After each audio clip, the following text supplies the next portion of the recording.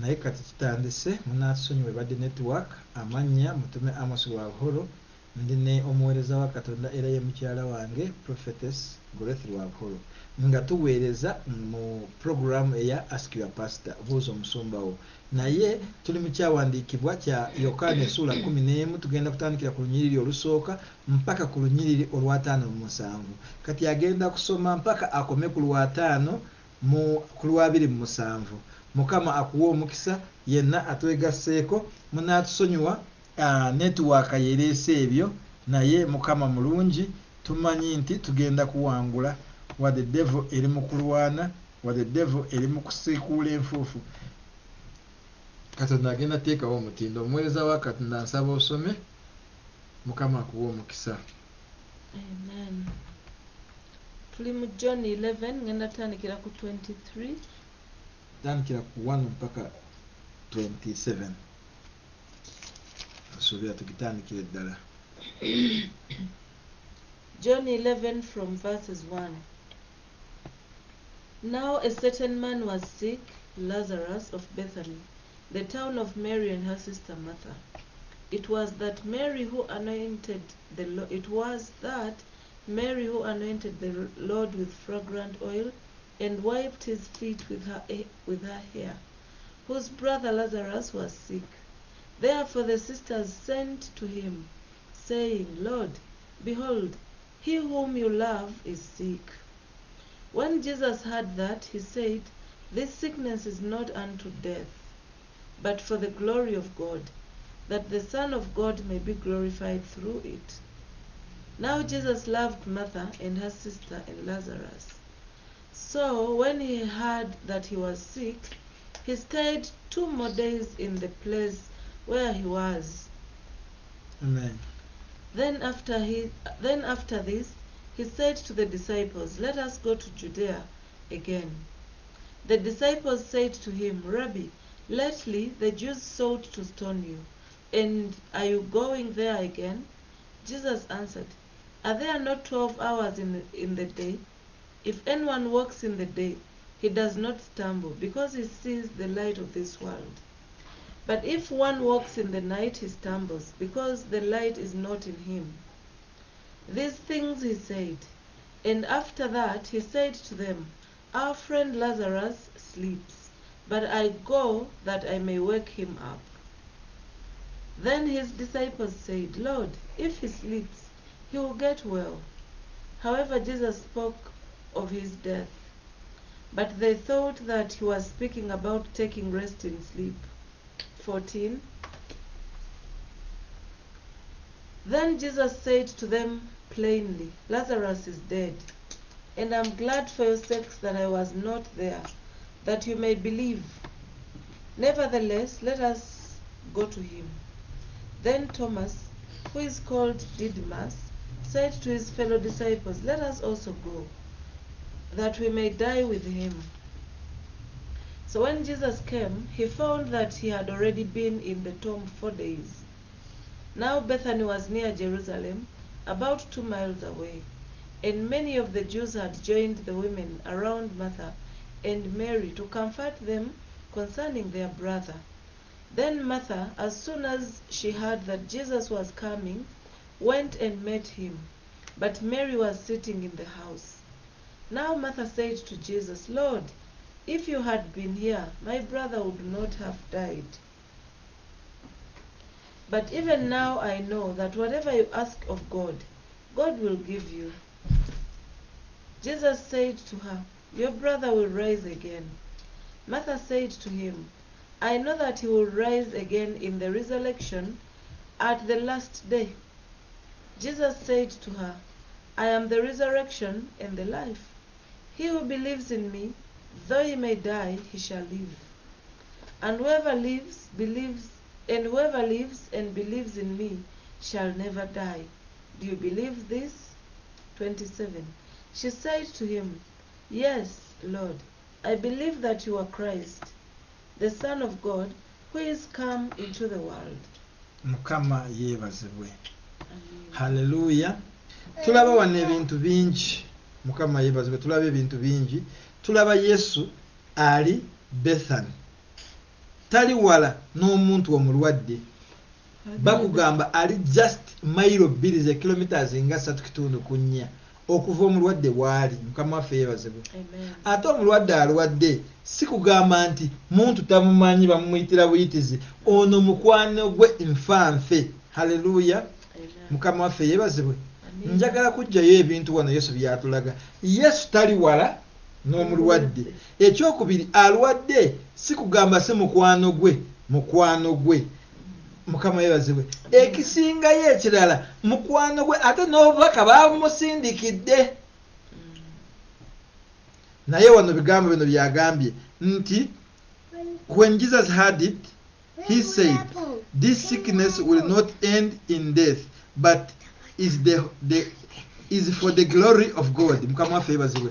Nyante, stop that. Okay. Okulwala si kwakufa, wabula kwakujjayo ekitiibwa ekyaki.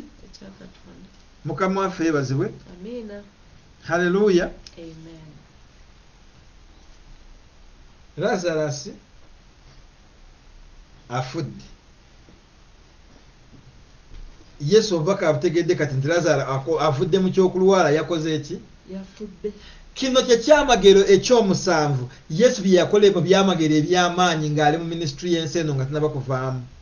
Ayina ebyamagero ebirala byonna recorded in Yokaana. Olaba nti yasooka n'akyusa amazzi mu wayini, ayambye omukyala ku luzzi, ayambye omuzibe, ayambye ayamala emyaka 38 atambulidde ku mazzi, asumuludda yali alina emizimu gyali John, akoze ebyamagero bingi byali mukaaga. Kino kye kyamusanvu era kyekisembayo Yesu akomererwe. Bino bye byamagero eby'amaanyi ebyakolebwa ku budde bwa Yesu. Kugamba nti yakomako, mbadde nkugambye nti Yesu mu bitabo ebirala balaga nti yakola ebyamagero 176 eby'omuntu omulala yenna byatakolangako. Naye bino omusanvu biina enjawukana ku biri ebirala. Lwaki? Ekisooka byali by'amaanyi nnyo. Ekyokubiri, waabeerangawo abantu bangi, abamuwalana n'abatamuwalana. Ekyokusatu, byakyusanga abantu okubajja mu nsi y'omubiri okubaza mu nsi y'omwoyo. Mukama yeebazibwe. Lazaro batugambye ekimulwaziza kyonna si kyakufa, wabula kyakuleeta ettumu n'ekitiibwa ku linnya lyani? Ya Katonda. Naye tulaba Lazaro ng'akoze eki? Tutegeeza Yesu yekontradictinga. Ekitegeeza Yesu okufa kwamanyi si kwe tumanyi. Bayibuli egamba, Yesu n'agamba temutya abatta omubiri gwokka, naye abatta omubiri n'omwoyo. Ate ekyo kyaba Trinity obusatu. Mukama waffe yeebazibwe. Haleluya. Kankakuddiremu. Yesu n'agamba muleme kutya abo abatta ki? Omubiri, naye mutye abo abatya abatta omubiri n'omwoyo. Mukama waffe yeebazibwe. Abaweereza ba Katonda mwenna Mukama abawe omukisa okubanga weemuli. Network erina bwetusumbiyeemu naye nga tumanyi nti eddoboozi ligenda batuuka. Tuli ku Yokaana 11 olunyiriri osooka mpaka 5-7, naye tuli mu program buuza musumbawo. Tulaba Yesu nga bamuleetedde obubaka nga bamugamba mukwano gwo, si kirala kyonna, mukwano gwo Lazaro gw'osinga okwagala alwadde. Yali kilometers nga 3.5 lwakuba bagamba miles 2 okuva omulwadde waali okutuuka waali. Naye Yesu ng'amaze kuwulira ekyo yamalawo ennaku endala 2 z'essaawa 48 Yesu ng'alinze. Ne wajja obubaka obulala nti mukwano gwo kati afudde. Yesu kyava agamba banne nti bannaaye tutere tugende olw'ensonga mukwano gwaffe yeebase. Mukama waffe yeebazibwe. Yesu n'abagamba yeebase. Ko Peetero bw'aba yeebase, ba Peetero bw'aba yeebase kirungi, ekyo kirungi. Ko Yesu n'abagamba nedda, ntegeeza afudde. Ko oli bw'aba afudde, Thomas tugende tufe wamu naye. Omukwano gwe baalina ne Lazaro gwali gutuuka n'okufa nabo. Nakugamba waliwo omusajja gwe bayita Kaganda yali akola ku VOT, Radio Voice of Toro. Baateesa ne mukyala we nga bwe tuli ffenna bwe tuti. Kati nze nyinza kugamba mukyala wange ne nkugamba munnange nsaba ku lunaku olwo lubanjula mu nsi muno tugende ffenna gwe n'ogamba wakirinze nkusooke oba kiki naye bali bayogera ne bagamba mwami wange olunaku lw'oliveera mu nsi nange lwe ndiva mu nsi n'omukyala n'omwami naga mukyala wange olunaku lw'oluviira mu nsi lwe ndiviira mu nsi nze sisobola kubaawo nga sikulina. Awo simba wakati waliwo omusajja wano ayatterereza wardrobe akola ku by'amazzi plamba nakugambye story ye afiridde omukyala kati myaka ngegenda kuweereza esatu eweze naye yagamba kakuza abaana b'omukyala be yamulekera abasatu awulira tewali muntu ayinza kulinnya ku kitanda kya mukyala we newankubadde kuyingira ekisenge ekyo ekisenge kya mukyala we kati ye awulira tewali muntu ayinza kureplacinga ekyo. Bali abasajja benkugambye omusajja kagenda bwe yali ava kuweereza talina kuz'omwezi 24 saawa 5 dakika 5:05 ng'adduka misinde agende olunaku zaali 31 December nga saawa 5 dakika 5:05 nga yagala adduke atuuke waka bajaguze bonna New Year. Yali aweta Kagoti kumpi ne Fort Portal Town motoka neemulinnya n'afiirawo baki bwe yafa ne bamutwala kumucekinga ebya postmortem ne balangirira afudde ne bayita mukyala we. Mukyala n'agamba omwami wange tafudde yandibadde aŋŋambye lwakuba tulina okufiira wamu yandibadde aŋŋambye ne bamuyolayola omukyala ng'ali mu kukaba okutono nga tekifa n'agenda n'atuuka buhinga mu ddwaliro. Bwe yatuuka buhinga mu ddwaliro n'agamba mwami we atuwoki ogenzire kwegamba yayogera mu olutolo ndumanyiko katono n'agamba atuwoki wange ogenze ekyo kitiibwa mpaako kitiibwa petname omulungi wange ogenze naye twateesa tutya twagamba nti omu okuffe bw'agenda n'omulala ng'agenda ogenze ne yeebaka ku maiti yabba bagenda kebera omukyala nga naye akoze eki ng'afudde. Mukama waffe yeebazibwe. Haleluya. Ekifaananyi tekirabika bulungi. Mukama atusaasire. Haleluya. Ekifaananyi tekirabika bulungi. Kangezeeko ndabe.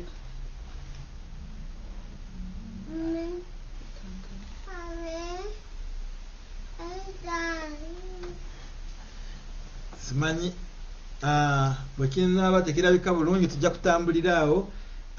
Waliwo ekizibu naye bigenda kutereera mu mangu nnyo tugenda kubisootinga tutegedde nga bwe tulina kukwasaganya kimu n'ekirala. Mukama waffe yeebazibwe. Haleluya. Tugezaako kulaba oba ekifaananyi ekikomawo kiri kitya kati awo mwabalaba mulaba mutya. Mukama waffe yeebazibwe. Haleluya. Omukyala n'abanga afudde bw'ati omulundi gumu nebba eyo ye love. Kati Thomas akulaga Yesu bw'aba Lazaro bw'aba afudde tufe naye. Katugenderawo ku voice ekifaananyi tujja kukitereeza oluvannyuma. Mukama waffe yeebazibwe. Lwakuba kati bingi nnyo ebyokukwasaganya light naye tulemeseza kuweereza waliwo ekitali kituufu of which tujja kicekinga then we'll get back to you as in light. So mbadde nkugamba naye Yesu agambye omuntu ona tagenda kufa naye ekitiibwa kya Taata we okulabisibwa. Ate kati Yesu yennyini yagamba nti Lazaro afudde tugende tumuzuukuse. Kiki enkugamba mu Lazaro tulabiramu Katonda ng'akulaga tutye ekitta omubiri n'omwoyo naye kino ekitta omubiri gwokka tuleme okukitya. Mukama yeebazibwe. Ne bagenda ne batuukayo Martha ng'akiwulidde n'adduka emisinde asisinkane Yesu. Mary yasigala mu nnyumba ng'atudde. Martha n'abagamba singa waliwo muganda waffe teyandifudde naye tukimanyi nti alizuukira mu lunaku luli. Yesu n'amugamba tokimanyi nti yenze kuzuukira n'obulamu. Kati Yesu wano ateekawo ekisembayo ye kuzuukira n'obulamu ye kuzuukira n'obulamu. Kyova olaba bwe yamala kide ekyamagero ate waliyo Passover era Passover ete yagiwona be bamuttira naye ng'amaze egamba ye kuzuukira n'obulamu. Kati yali ayagala asooka azuukize Lazaro amaze ennaku 4 ye 3 kibaleme n'okutya. jukira Lazaro bagambye yafudde ba sisters be nti ekitundu kye baaliko baali kumpi n'ekibuga nti abantu bana ne bagenda wali ne bagenda kubakubagiza. Mukama waffe yeebazibwe. Haleluya. Ne bagenda kubakubagiza. Kiki njagala kugamba mu kyo? Njagala kugamba nti Yesu leero kankugambe kano. Okimanyi Yesu ali kumpi n'ekyo gwe ky'oyagala. Aye kumpi n'ekyamagero kyo. Naye tanakikuwa walina kuba waliwo ensonga. Leero esaala y'abantu yonna egenda kugamba osanga Katonda akulekise mu mbeera eyo ekitiibwa kye kirabisibwe. Kankulage omusajja omufu w'amaaso gwe baasiga ettaka ne bamusindika nti genda. Sister we teyakola nsobi, mama we teyakola nsobi, newankubadde taata we, naye abaakola ensobi tewali n'omu. Okuggyako ekitiibwa kya Yesu kya Katonda kirabisibwe ku ye, kyalabisibwa n'abuulira enjiri. Ono bagambye kulwala kwalwadde si kwakufa. Mukama waffe yeebazibwe. Naye okulwala kwalwadde kwa kuleeta kitiibwa kya Katonda. Mukama yeebazibwe. I think network yaffe Roger agambye nungi naye yaffe nti eddoboozi litambula bulungi naye kifaananyi. Mukama waffe yeebazibwe. Tujja kulaba what to do next. Maybe the computer itself might be corrupted. Mukama yeebazibwe. Hallelujah. Roger agambye network is not fine and is not bad. So kiki ngamba nti waliwo ekyo embeera gy'olimu nga tolina nsobi. Wasabye, wasiibye, wakoze buli kyonna gwe tolina nsobi. N'abakusumba tebalina nsobi. N'ekkanisa mw'oli omusingi gw'olina tegulina nsobi. Ne awaka tewali nsobi. Naye ekitiibwa kya Katonda kirabisibwe ku ggwe. Kati tulaba Lazaro mulwadde. Kati Yesu bwe yandize n'amuwonyezaawo tewandibaddewo abajja okukubagiza. Haleluya. Tuleme tutandike okunoonya embeera gye nnimu eno. Really nze musobya, bazadde bange be baasobya, oba waliwo Katonda kyayagala kulaga abantu nti ye Katonda. Ekino kitujjirayo nti ebiseera ebisinga tugamba Katonda atwerabidde, tatumanyi, ali wala, tatuli kumpi. Kumbe akuli kilometers 2 is just next to your miracle, is just next to your head, is just next to you, is just next to your house, but is just waiting for that moment. Lwaki Yesu teyajjira ku budde buli bwe nyini bwe bamugambira mukwano gwo mulwadde. Jjukira Yesu atambula with his time. Tulaba ng'agamba obudde bwange tebunatuuka, obudde bwange tebunatuuka. Lazaro ng'akyali mulwadde obudde bwa Yesu bwali tebunatuuka. Yesu n'agamba Marita tokkiriza nti yenze kuzuukira n'obulamu, ko ye nkikkiriza. Mukama waffe yeebazibwe. Ate nkimanyi gwe Masiya ayajja mu nsi muno. Haleluya. Mukama waffe yeebazibwe. Leka Katonda ayanukule esaala zo kusinziira ekyo kyennyini ky'oyimiriddemu. Ebiseera ebisinga twemulugunyiza nga twemulugunya kumbe Katonda ayagala kulaga amaanyi ge. Twemulugunya kumbe tewali musobya, n'ova mu bulokole n'ogwa ng'ate ogwiridde bwereere towadde musobya. Kuleka the appointed time for your salvation, the appointed time for your miracle, the appointed time for your marriage ebadde tenatuuka. Mukama waffe yeebazibwe. Tuleme kupapa. Katusomera ddala mangu kuva ku 27 omaleyo olw'ensonga ya network. Katuwanguye tukole ekyo bwe tuti. Mukama akuwa omukisa nga osoma. Oluganda muteekewo ebibuuzo awo otumalira nga waliwo ku bibuuzo. 27 says, she said to him, "Yes, Lord, I believe that you are the Christ, the Son of God, who is to come in the world." And when she had said these things, she went her way and secretly called Mary her sister, saying, "The teacher has come and is calling for you." As soon as she heard that, she arose quickly.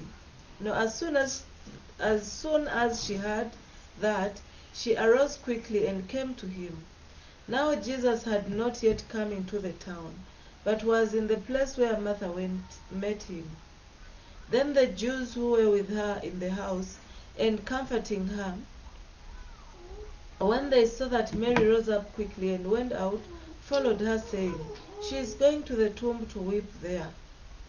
Then when Mary came where Jesus was, and saw him, she fell down at his feet, saying to him, "Lord, if you had been here, my brother would not have died." Therefore when Jesus saw her weeping, the Jews who came with her weeping, he groaned in the spirit, and was troubled.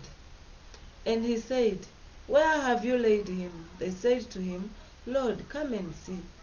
Jesus wept. Then the Jews said, "See how he loved him." And some of them said, "Could not this man who opened the eyes of the blind also have kept this man from dying?" Then Jesus, again groaning in himself, came to the tomb. It was a cave, and a stone lay against it. Jesus said, "Take away the stone." Martha, the sister of him who was dead, said to him, "Lord, by this time there is a stench, for he has been dead 4 days." Jesus said to her, "Did I not say to you that if you would believe, you would see the glory of God?" Then they took away the stone from the place where the dead man was lying. And Jesus lifted up his eyes and said, "Father, I thank you that you have heard me. And I know that you always hear me. But because of the people who are standing by, I said this, that they may believe that you sent me." Now when he had said these things, he cried with a loud voice, "Lazarus, come forth." And he who had died came out, bound hand and foot with grave clothes, and his face was wrapped with a cloth. Jesus said to them, "Loose him and let him go." Then many of the Jews who had come to Mary and had seen the things Jesus did believed in him. But some of them went away to the Pharisees and told them the things Jesus did. Then the chief priests and the Pharisees gathered a council and said, "What shall we do? For this man works many signs." 48. If we let him alone like this, everyone will believe him, and the Romans will come and take away both our place and nation. And one of them, Cephas, being high priest that year, said to them, "You know nothing at all, nor do you consider that it is expedient for us that one man should die for the people, and not that the whole nation should perish." Now this he did not say on his own authority, but being high priest that year, he prophesied that Jesus would die for the nation. Amen. And not for that nation only, but also that he would gather together in one the children of God who were scattered abroad. Then from that day on they plotted to put him to death. Therefore Jesus no longer walked openly among the Jews, but went from there into the country near the wilderness, to a city called Ephraim, and there remained with his disciples. And the Passover of the Jews was near, and many went from the country up to Jerusalem before the Passover to purify themselves. Then they sought Jesus, and spoke among themselves as they stood in the temple, "What do you think, that he would not come to the feast?" Now both the chief priests and the Pharisees had given a command that if anyone knew where he was, he should report it, that they might seize him. Point zonna oziwulidde ne bwe tukomaawo ekisooka abaakola enkwe ez'okusiba Yesu baali ba yeekaalu. Amiina. Abaakola enkwe ez'okutta Yesu baali ba yeekaalu. Abaayagalanga ku mukuba amayinja baali be yeekaalu. Abaatyanga ebyamagero bye yakola ebingi ennyo, lwakuba Bayibuli ekugamba nti omusajja ono ng'akola ebyamagero mingi, bwe tumuleka bwe tuti agenda kumalawo abantu bonna yeekaalu. Waliwo abantu abatidde ekyo Katonda kyali mu kukola mu kyaki yammwe. waliwo abantu abatidde ekyo Katonda kyali mu kukola mu bulamu bwo, waliwo abantu kye batidde ekyo Katonda kyali mu kukola mu mirimu gyo, waliwo abantu abatidde ekyo Katonda kyali mu kukola mu marriage yo. Kyova bagamba bwe tunaleka Grace naayina bw'ati bajja kumalawo katukube Amos oba tukube Grace tunoonye abakukuba tebajja kuva wala basooka kuva mu nnyumba yo. N'abaali bakuba Yesu bebeefuula nti ba yeekaalu high priest. Mukama waffe yeebazibwe olw'ensonga bye baali balina nga bitono nga naye Yesu byakola nga bibeewuunyisa. Mukama waffe yeebazibwe. Lazaro nga Katonda ng'amaze kulaba, Yesu ng'amaze kulaba nti abantu bakaabye nnyo kibayitiriddeko, ne balaba Yesu ne bagamba bannange Lazaro wange aliwa, nti bambi twamuteeka eri mundage bamwamuteeka bamutuusizaayo nti amaze ennaku 4. Masa ayasooka kudduka n'agenda ewa Yesu n'amugamba muganda wange teyandifudde. Ne babaako ne conversation ya one on one ne bamaliriza nga ategedde nti muganda we agenda zuukira. Bw'olabako around 26-27 naye ogenda kulaba ye mwenyini ate yagamba Yesu munnange kaakano oba kaakati awunya. Lwakuba Jews teringa Egypt. Jews teba preservinga nga muntu byafanga nga bamuziika. Naye aba Egyptians baali balina amagezi agasobola preserving omuntu n'abaawo nga tavunze. That's how great was Africa. Mukama waffe yeebazibwe. So baali bamuziise ate ng'ogwofa okuvunda kuyingirirawo same time. Mukama mulungi. Tulaba nti Yesu akaaba okukaaba okw'amaanyi. Abantu bagamba abaali bangi beekuŋŋaanyiza okubagiza ne bagamba labalaba nga bwe yali mukwano gwe ddala yamwagala ekisuukiddaawo. Kweri bwe yali mukwano gwe lwaki teyakikomya ekyokufa ku mukwano gwe. Nkulaga abantu baliwo criticizinga, baliwo kunoonyereza each point. Kyova olaba ab'amawulire tebasobya. Kye bakola kyonna gye kiri byatandika dda. Ab'amawulire obawulira era babawandiise wano waaliwo abalaba okukaaba okwo ya bamawulire banoonya negative most of the time. Mukama waffe yeebazibwe. Hallelujah. Yesu n'agamba mujjewo ejjinja naye nti yawunya. Nabagamba nti yenze kuzuukira n'obulamu ate temujja kiraba nti taata yantuma. Jjukira bali bamubuusabuusa bw'agamba nze mwana wa Katonda tebaagala bakiwulirwa kuba Katonda tazaala. So baali balina ekintu nga balaba akavubuka kabalemeddeko. Mukama waffe yeebazibwe. N'akaaba okokubiri n'ayimusa eddoboozi n'agamba kitange kino nkikola olw'abantu abali wano bakkirize nti gwe wantuma. Olwamala n'awogganira waggulu nnyo n'amuyita Lazarus vaayo. N'oyo yali afudde Lazarus nga bamaze kuggyawo ejjinja n'avaayo ng'abuukabuuka nti baali bamusibye n'ebigo ebyo byonna. N'abagamba mumusimulule muwanywe muleke agende. Mukama waffe yeebazibwe.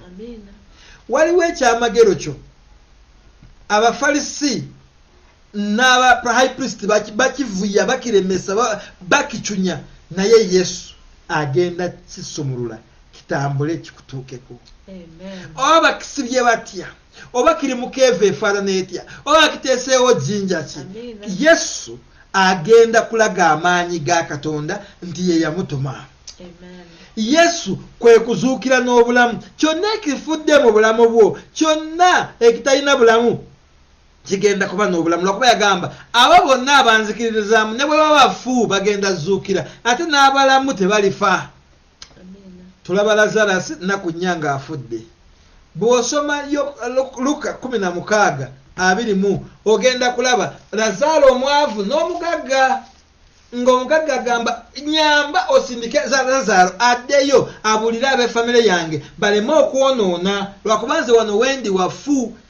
Ekitegeeza okuzuukira amaanyi g'okuzuukiza weegali mu ggulu. Soma Luka 16. Awandiika tuwandiikire Luka 16. I think kutandikira ku 26. I'm not yet certain but I think is around there. Oyinza kutandikira ku 2 nga mu 6. Luke 16:26 says, "And besides all this, between us and you, there is a great gulf fixed, so that those who want to pass from here to you cannot, nor can those from there pass to us. Amen. Then he said, I beg you therefore, Father, that you would send him to my father's house. Baddemu basindike Lazaro ayali afudde omunaku oba omwavu agende mu famire y'omugagga. Lazaro yali afudde azuukire adde mu famire yaki ey'omugagga. For I have 5 brothers, that he may testify to them, lest they also come to this place of torment. Ekitegeeza ono omugagga wadde yafa wadde ali mu kifo eky'obulumi naye alaba nti wali Lazarus waliwo amaanyi agayinza ozuukiza. Brother wange ne mwannyinaze Mukama yeebazibwe kankubuulire waliwo amaanyi agazuukiza.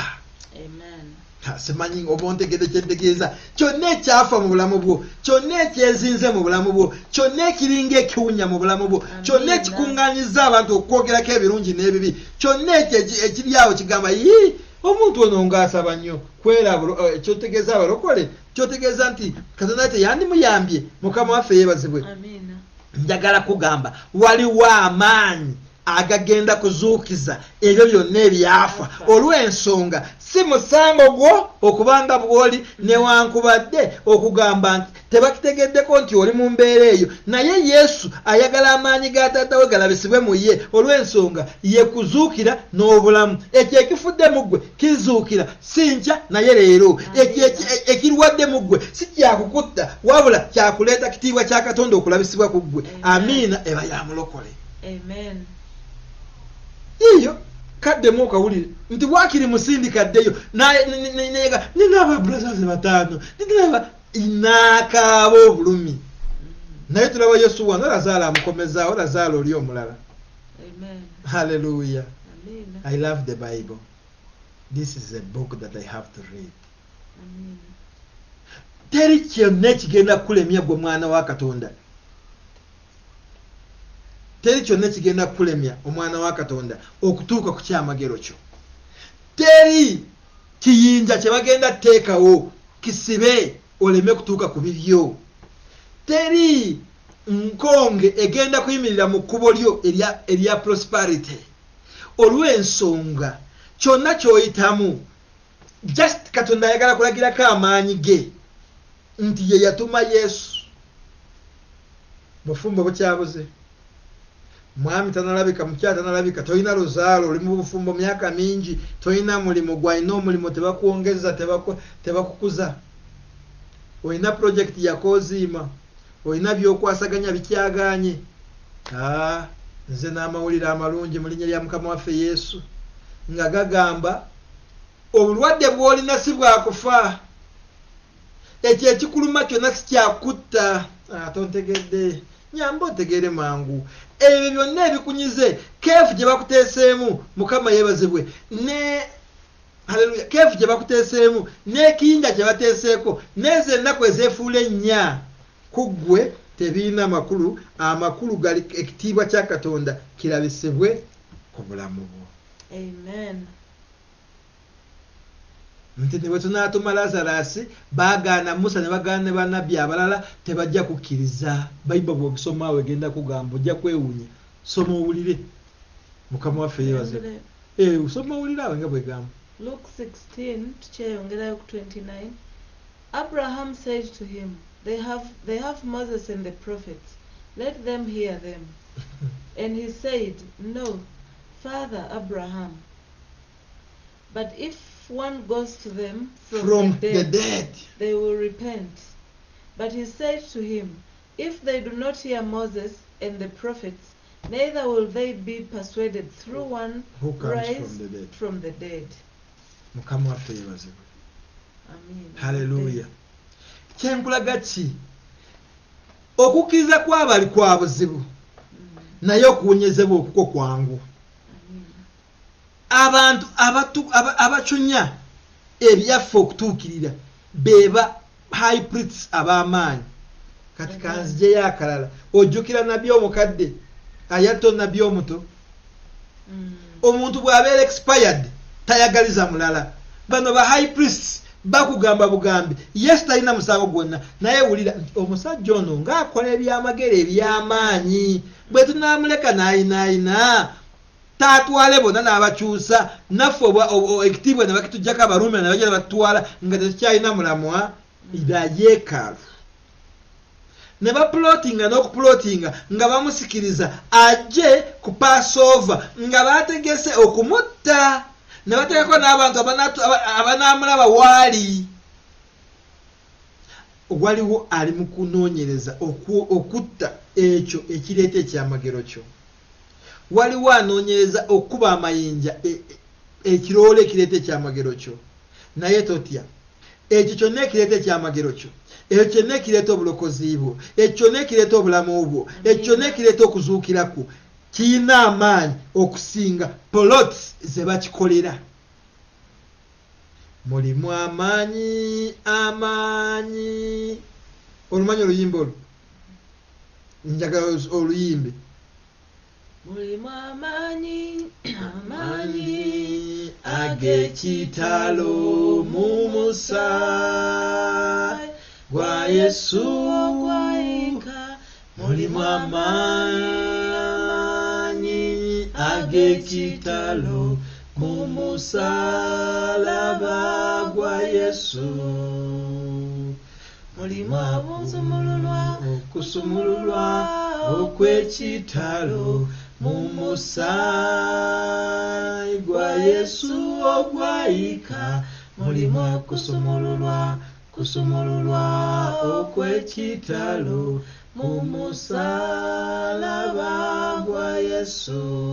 Mukama yebazibwe. Amaanyi agajja n'okusumululwa, amaanyi agajja ne pasoyo, amaanyi agaleeta omwami wo, amaanyi agaleeta ekisumuluzo kyo, amaanyi agakujja mu keevu mwe bakuteese, amaanyi agagenda kujjawo ejjinja eryo lye bakuteeseeko, amaanyi agenda kusumulula ebyo bye bakusibyemu, amaanyi agagenda kulemesa envunyu okukuluya ng'ate omaze kufa, amaanyi agagenda kugamba nti ekyolimu si kyakutta wabula kyakulaga ekitiibwa kya Katonda. G'amaanyi okusinga byonna ebyo ebyagala kukufuula nti tolina togasa. Bayibuli egamba he who is in us is greater than the one in the world. Saagala ogwemu amaanyi. Yesu yakikola ng'akola elevation ng'alaga abantu yekkubo mazima n'obulamu. Ekyo kyonna nga wakiwedde n'agamba nze kuzuukira n'obulamu. Baali beekuŋŋaanyiza bangi nti bangi nnyo lwakuba baali kumpi n'ekibuga. Bwe baalabanga Yesu akaaba ne bagamba eyo 35 nti bambirabanga bwe yali amwagala, laba bwamulumiriddwa. Naye abalala ne bagamba naye singa yali amwagala teyandikomeza okufa. Abantu bano bakimanyi nti ne Yesu alina obusobozi. Haleluya. Bannange omulabe kambiike ebayibuli. Omulaba akimanyi nti Yesu alina obusobozi obulemesa okufa. Naye still they are persecuting him. So omuntu yenna akucunya lema kulowooza nti takumanyi nti olina obusobozi, takimanyi nti oli muyivu, takimanyi nti oli mukyala mulungi, takimanyi nti oli musajja mulungi, takimanyi nti oli muntu wakisa. Abimanyi naye futwa ono gyagiyise biifu. Naye kyekitimatima ekinene bwe kiti ekitaagaliza kyekibikkirira biri n'abanga takyabiraba. Ennyombo, okulwana, okutaagaliza, enkwe ne zibanga ze zimwetimbye wano n'alyoka atandika okucunya. Naye njagala kuwa amawulire amalungi nti okulwala kwo si kwakufa. Ne bw'oba ofudde ogenda kuba mulamu. Tugende ku kyokusatu. Ekyokusatu kigamba Mukama waffe yeebazibwe nti amaanyi ga taata we n'obuyinza bwa taata we n'erinnya lya kataata we lirabisibwe ku ekyo ky'oliko ggwe. So kati mulimu embeera gye tubeeramu nga yo gendera awo. Nga yakulabisa kitiibwa kya Katonda ku bulamu bwaffe n'eri abo abatwetoolodde. Oyinza okuba ng'oli mu bwavu olwaleero oba onoonyeza omulimu gubuze tonnafumbirwa, naye nga Mukama ye alina kyateekateeka eky'amaanyi ekijja ku bulamu bwo, ekitagenda kuleka famire yo yokka mu ssanyu wabula n'abantu abakwetoolodde bakyusibwe olw'ekyo Mukama kyakoze mu bulamu bwo. Amen. Ng'okyayogera nga bwe tulinda ebibuuzo tere tuve wano. Mukama waffe yeebazibwe.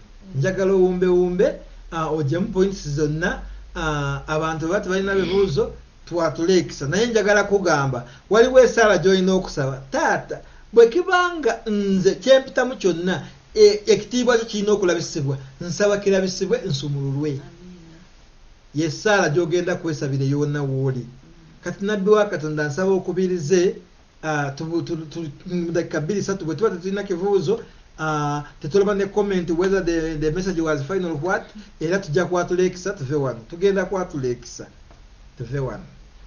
Amina. Plani ya Katonda ku buli muntu yenna gwe yatonda eba erina otuukirizibwa. Amen. Tulabanga yes Lazaro yali mukwano gwa Yesu nfiira bulago ng'omuganda bw'ayogera naye yaleka Lazaro n'akola atya n'afa. Bw'abanga yakola ebyo byonna ebyamagero all those great signs bye yakolanga ekyo tekyandimulemye naye bingi nti ebintu ebyo byonna yabikoleranga mu bantu abatakkiriza yayagala kuba ekyo I think kimu ku binene ekyo kimu ku binene ddala signs ennene Yesu ze yakola so yayagala abo abafalisaayo bakitegeerere ddala nti ono abadde mu ntaana n'alinda n'ennaku ennya bwe tukubamu akafaananyi mu mulambo ogwaffe wano ennaku ennya I think omuntu n'envunyu baba tebamutreatinga bulungi n'envunyu ziba zitandise omuvaamu. Haleluya. N'ejjinja ne bateekako okugamba ejjinja eddene ennyo buli muntu amanye nti Lazaro we baamuziika kyamukulu. Ate ejjinja eryo oliraba bulungi nti lyali linywevu nga tewayinza kuyitamu kivundu. Meaning lyali baalipakirawo bulungi kwegamba ddyo nga Yesu byonna ayagala kulaga kitiibwa kye nakwegulumiza. Amen. Haleluya. Amen. So tulabanga era Yesu atuuka n'ayita Lazaro naye ne Lazaro ono alayika Lazaro naye yali halfway dead. Kuba eddoboozi obuloboozi okuyita nti Lazaro jangu gwe nojjanga obuukabuuka oti n'ofuluma byonna kirungi okufa okutu. Amatu ga Lazaro gaali tegaafa yadde ebitundu ebirala byali bifudde. Haleluya. So ekitiibwa kya Mukama kirungi. Amen. Onagambye every high priest in my life in my way catch fire in the mighty name of Jesus. Amen. Waliwo olumu bwe tubeera nga twekubagiza naye nga munaye Mukama yalina pulaani yaffe. Amen. Ng'ayagala ekitiibwa kye kirabisibwe ku bulamu bwo kirabisibwe kuba kwetoolodde. Haleluya. Abantu batandika okuwaako obujulizi bakugamba omukyalo oyo twamulabanga ng'atambuza wano amajiige n'enkoko. Naye olwaleero yalimu eri Range Rover olwaleero yakola mu banka era ya Nedbank. Haleluya. So nga ye Mukama ayagala yeegulumiza ekitiibwa kye kirabisibwe ku ggwe ne ku bantu abakwetoolodde. I think tetulinayo kibuuzo tusabe essaala. Haleluya. Amen. Ng'essaala eyo egamba Mukama bye sinnakwatako byonna bw'oba ng'oyagala kulaga kitiibwa kyo leka kirabisibwe ku bulamu bwange n'abo abanneetoolodde. Haleluya. Tembeera eno gye ndimu bw'ebanga egaaniddewo lwa kulaga kitiibwa kyo leka kituukirire nga bw'okyagala. Nga bwe walaga ekitiibwa kyo ku kufa kwa Lazaro n'azuukira leka naffe ebifu mu ffe bizuukire olw'ekitiibwa kya Katonda. Tugendayo yimusa amaloboozi gaffe Apostle I think walisabidde ku bantu essaala ennungi eyo nze nja kugoberera. Mbadde tuli bakwatula kisa kyo nabadde nkugambye naye owulidde ntusabye essaala kati katugisabe. Nze mbadde ngambye twatule ki ekisa omuntu agende yeesabire nga okwesabira kugamba bwe kiba nti Katonda ndi mu mbeera eno naye ekitiibwa kyo kirabisibwe ng'olimu kunsumulula nsumulula taata ekitiibwa kyo kirabisibwe ninze. Naye kati gw'ogambye owulira twanisabye essaala kale kansabe mu linnya lya Mukama waffe Yesu ayatuweereza guno omuto ogw'okusoma mu Yokaana nga tusoma your great 7 signs mu linnya lya Mukama waffe Yesu. Nsooka kwebaza olw'okuba otuwadde abantu abawuliriza ate naffe ffennyini kitukakatako okutegeera ebigambo byo. Kitaffe omulungi tujja mu mpyazo n'okusinza n'okutendereza n'okwebaza olw'ebyo byonna by'okola mu bulamu bwaffe naddala okuliisa omuntu waffe ow'omunda. ffe tulya muwogo kabalagala ffene naye ate omuntu w'omunda n'abanga akoozimye olw'okubula ekyokulya naye buli lunaku olina emmere gy'otuwa eyo ezzaamu omuntu w'omunda amaanyi tusobole okukulemberwa omuntu w'omunda tubeere baana bo ddala weebala okuleeta ekyawandiikibwa ekiraga nti gwe kuzuukira n'obulamu weebala okutulaga nti n'oyo yenna akukkiriza talifa n'afudde aliba mulamu weebala okulaga nti ne bw'aba amaze ennaku 4 mu 5 ekyo si nsonga eri ggwe osigala oli Mukama kitaffe omulungi mu linnya lya Mukama waffe Yesu mu bampuliriza mulimu oyo ayita mu mbeera ng'eya Lazaalo mulwadde muyi teri ayamba Mukama nsaba message ye kutuukeko mulimu oyo amaze kufa ate bamuziise mu nsi y'omwoyo mu nsi y'omubiri maybe mu mirimu gye maybe mu marriage maybe mu luzaalo Katonda omanye abantu bo nga bwe bali tusaba amaanyi ge wakozesa okuyita Lazaalo okuva mu ntaana ge gamu g'oba okozesa okulokola omukyalo oyo okumujja mu kinnya kyalimu okulokola omwami oyo okumujja mu kinnya kyalimu nga bw'ogambye mu Zabbuli 4:2 nti nja kujja mu kinnya ekijjudde ettosi nkuteeke ku lwazi nsimbe ekigere kyo kinywere Katonda jayo omukyalo oyo mwekyo ekinnya jayo omwami oyo mwekyo ekinnya wonna wonna sitaani weebasibidde ng'eyagala kubamalamu amaanyi ng'ereese abafalisaaya n'abakabona abakulu nga bo balwanyisa ebyamagero by'abano balemesa bano okuba bulungi naye Yesu amaanyi ge bakozesa okuzuukisa Lazaalo n'oziba omumwa b'abalabe bali ne leero kikole mu linnya lya Mukama waffe Yesu ng'oyamba omwami oyo ng'oyamba omukyalo oyo abantu b'Omukama balina challenge ezifuuse ng'entaana balina problem ziringa ntaana balina Mukama okusoomoozebwayo ntaana balina okunyigirizibwa ntaana balina okulemererwa ntaana ate entaana n'ekika kyabwe kiteseeko ejjinja kigambye ono takyalimu makulu ono ne bwayogera ebye tebikola oyo akoma kwogera bwogezi oba yalagawa n'ennaku zino tekikyamulira kwegamba baamwerabira kaakanaawunya naye Mukama leka ejjinja bamalayika balijjonga bwe bajjawo eriryo mu linnya ly'omwana wo Yesu langirira okuzuukira eri abantu bo leka baveeyo nga n'envunyu tezibalidde leka baveeyo Mukama baddemu bafune obulamu obweyagaza lwakuba gwe kuzuukira era akukkiriza talifa nawe yafudde aliba mulamu nsabira omukyalo oyo n'omwami byonna ebibadde bifudde kabiddemu obulamu olw'ekitiibwa kya taata wo okulabisibwa mu linnya lya Mukama waffe Yesu era n'abantu abanaakiraba bamanye nti Katonda ye yakutuma era ye taatawo Mukama mbasabidde omukisa ogutaliiko obuyinike mbasabidde breakthrough mu kyonna kyonna kye balimu w'omukisa emirimu gy'emikono gyabwe Mukama bazibula amaaso balabe ebyabwe ebiri bazibula amatu bawulire message yo egamba Mukama yamba omwana oyo akukaabirira ng'ayagala naye kufuna obufumbo obweyagaza ali mu bufumbo naye ayagala obufumbo obweyagaza eddoboozi lyempulira munda mu nze muyambe ozuukize ebyo ebibadde bifudde mu mwami we ebiremesa okulaga nti obufumbo bulamu obufumbo buddemu obulamu mu linnya lya Mukama waffe Yesu mbeetoloozaako omusaayi gwaka ku muti bamalayika babakuume ekisa kya Katonda kebaviireyo okuganja kwa Mukama kutambule nammwe mubeere mu kisa kya Mukama leero n'ennaku zonna mu linnya lya Mukama waffe Yesu tusabye amen nga tetunaatulakisa mbadde nsaba bw'oba waliwo obuweereza bwempulira omuntu nga gwe maragiyo eringa efudde naye nga gwe omukyala ate oli upright naye omusajja yalinamu okusumbuwizibwa waliwo oyinza teekawo message tulina WhatsApp number and calling number yeye yennyini leka bagiwandiike